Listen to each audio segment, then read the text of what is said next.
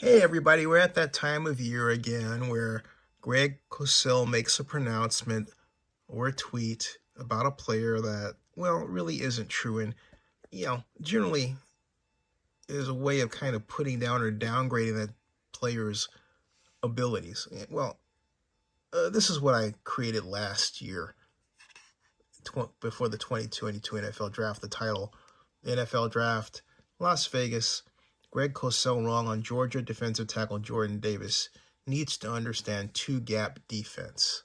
Let's watch a little bit. Hey everybody, you can tell we're getting close to the 2022 NFL Draft in Las Vegas because you hear these pronouncements about players that just simply isn't true. For example, let's take this one that I just heard a moment ago and I really have to respond to. At what he is, he's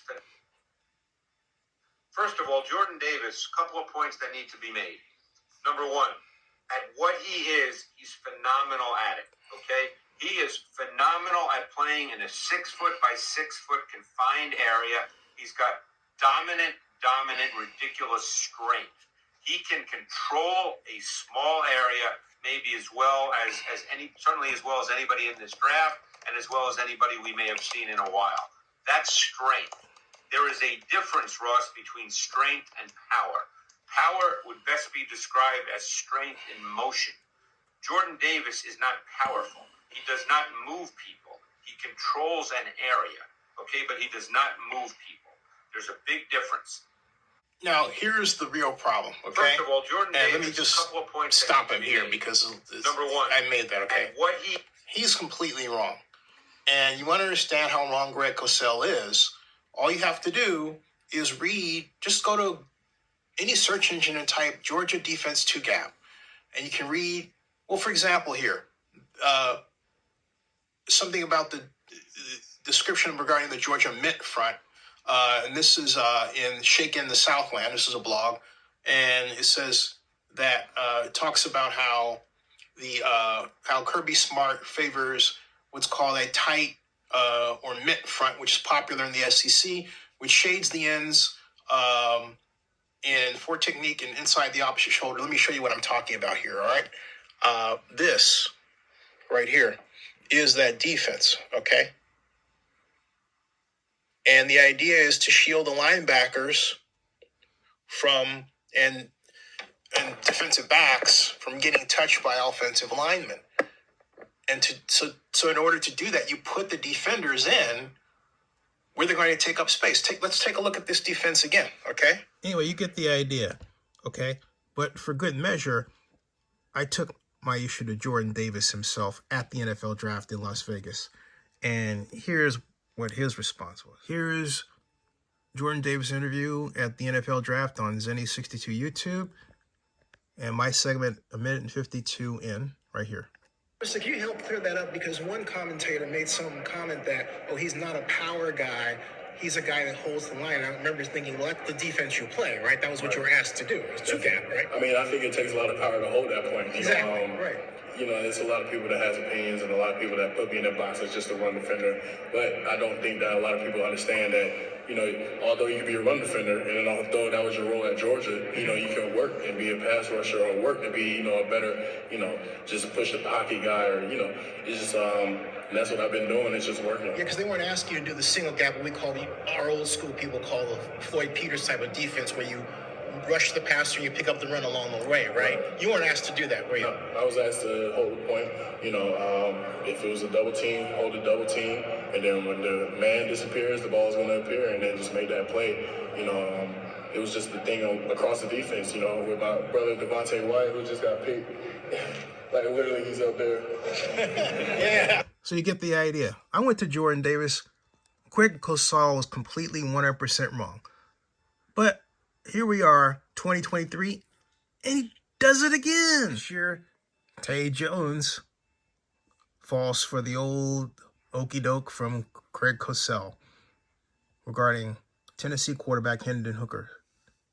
He said that Hooker came from a system that makes throws much easier. He more than likely won't play this year, but he does have a skill set that can translate. My response was very simple down here. Quote, came from a system that makes makes throws much easier, unquote. Seriously, Greg, love ya, but you should watch Tennessee football videos for the season. The offense I saw was not Bill Walsh, but closer to Mike Leach, which means air raid. So toss Greg's answer and let him do some homework. And then I wrote back, in fact, thanks to the internet, this should help both you and Greg. Ta-da, S.I., okay? Mike Leach talks similarities between his offense and Tennessee head coach. Right, watch this. Watch it open up there. Voila. And his offense and the Josh Hupel Tennessee offense. Mike Leach and his former quarterback have some commonalities within their offenses.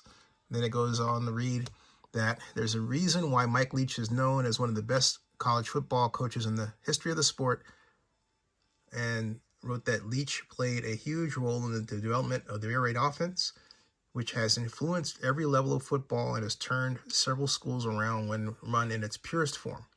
He's also known for his extensive coaching tree and the success of those that have coached for and or played under him. Josh Hupel, who was Leach's quarterback at Oklahoma, is among the shining examples of that, as his Tennessee Volunteers are currently one of the only undefeated teams in the nation, knocking Alabama out of the top 5 in the rankings with a 52-49 victory at Neyland Stadium. I saw an amazing game last week.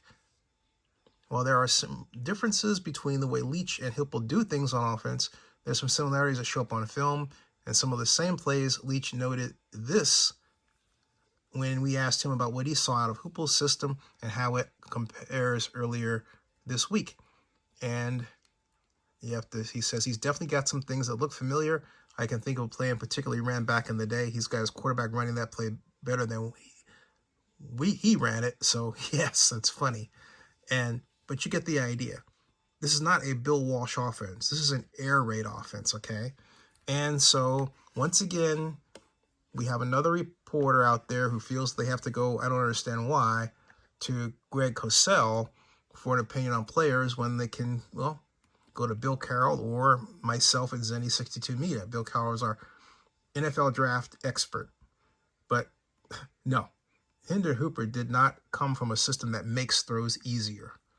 That is not the air raid offense. And lest you get confused, there is an almost generations old separation between what is called the spread offense, or in this case the air raid, and the West Coast offense, what I prefer to call the Bill Walsh offense after its creator.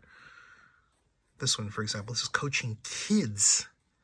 That's how advanced this is. Another difference is that the West Coast system looks to make quick passes across the middle of the field, not necessarily, but the spread looks to spread the defense out across the whole field and use vertical routes just as much as horizontal routes. Yeah, that's basically true. And so there you go. There's the fundamental basic difference. Subscribe to Zenny62 and bookmark OaklandNewsNowBlog.com.